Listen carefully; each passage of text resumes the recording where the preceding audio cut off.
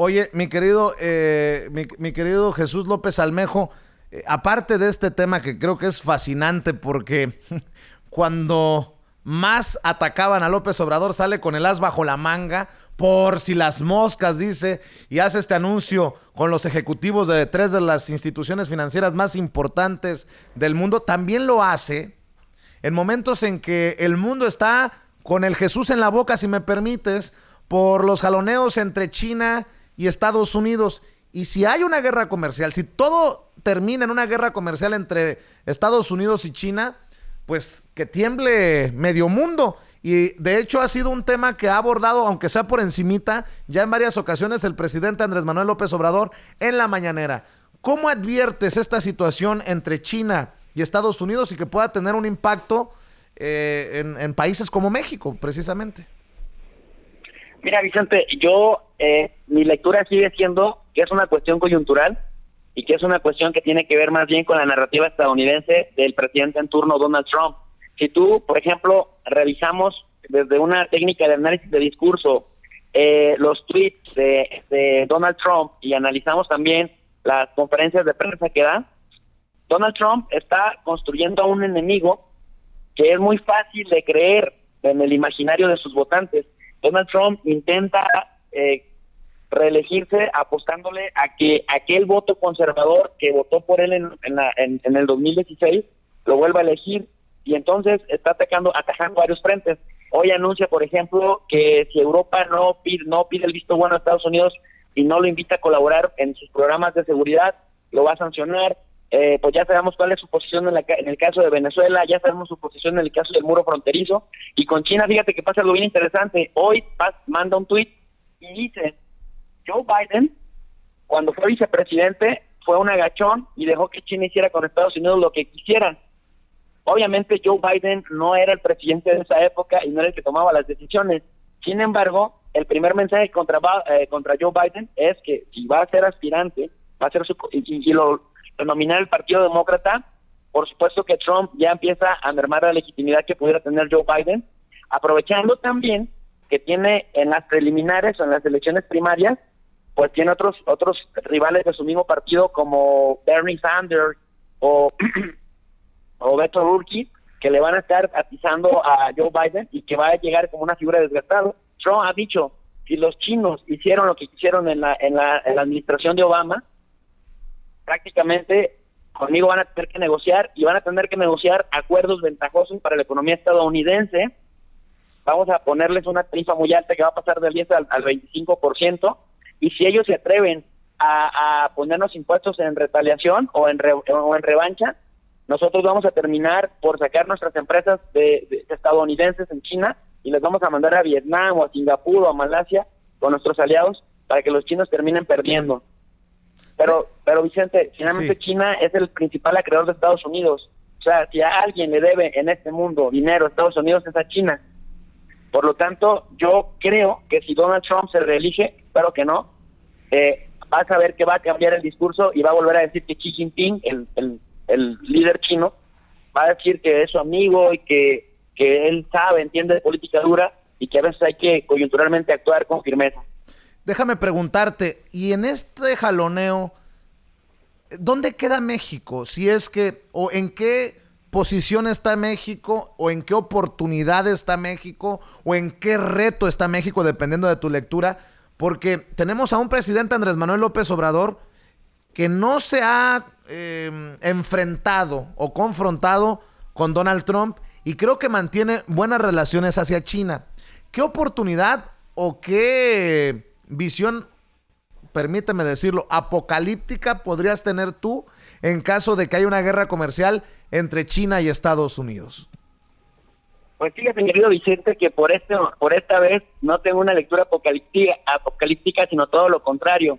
Veo muy optimista que tenemos en México un presidente que es un estadista, que es un jefe de Estado, que es un tipo visionario y que aunque le critican de que no conoce de política exterior, es un tipo que tiene bien calculado los siguientes movimientos y por lo general siempre está 10 pasos adelante de sus oponentes nacionales o internacionales, y te voy a decir por qué. Porque si tú te fijas, Andrés Manuel López Obrador no se estuvo confrontando en los términos vulgares en los términos oportunistas y en los términos de corto plazo que Donald Trump proponía. Cuando no se engancha Andrés Manuel López Obrador, empieza a hablar de un discurso de acercamiento de México hacia China, y eso hace que Donald Trump recule y que Donald Trump en cada oportunidad, cuando pega, luego soba. Cuando soba, empieza a decir que México tiene un presidente respetable. Y Vicente, yo te lo había comentado en una entrevista anterior, que el primer trimestre de relaciones comerciales de 2019 entre México y Estados Unidos, que de eso sí la oposición casi no habla, ha sido el mejor de la historia desde el Tratado de Libre Comercio hasta la fecha.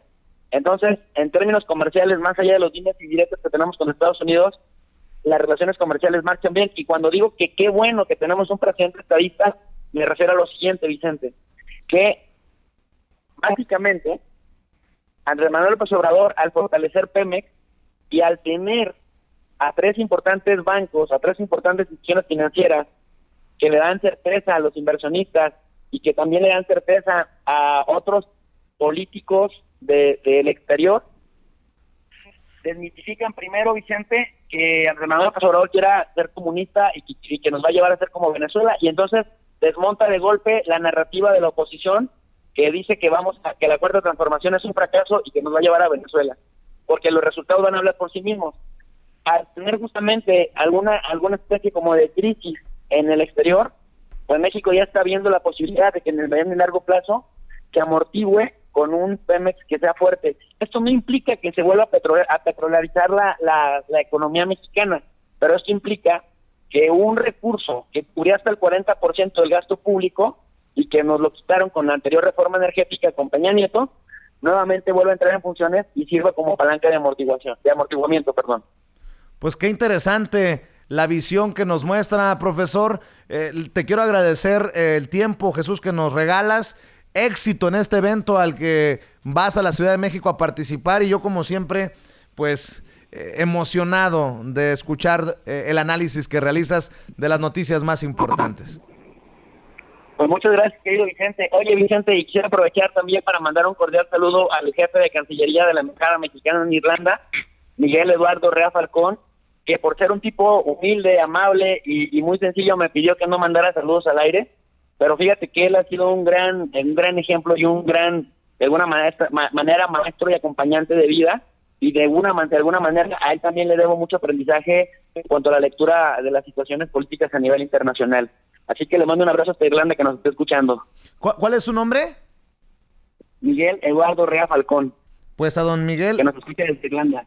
A don Miguel le agradezco también la labor que hacen alrededor de México, alrededor del mundo, por México, y pues anotado, mi querido Jesús López Almejo. Te mando un abrazo, échale muchas ganas y mucho cuidado allá. Muchísimas gracias, un fuerte abrazo, hasta pronto, amigo. Gracias.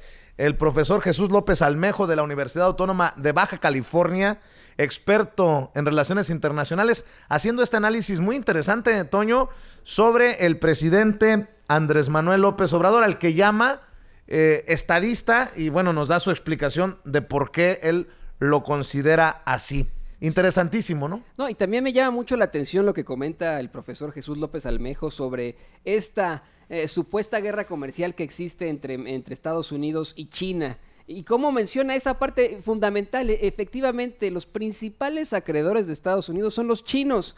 El país al que más dinero le debe Estados Unidos es a China. Esto es darse verdaderamente un balazo en el pie.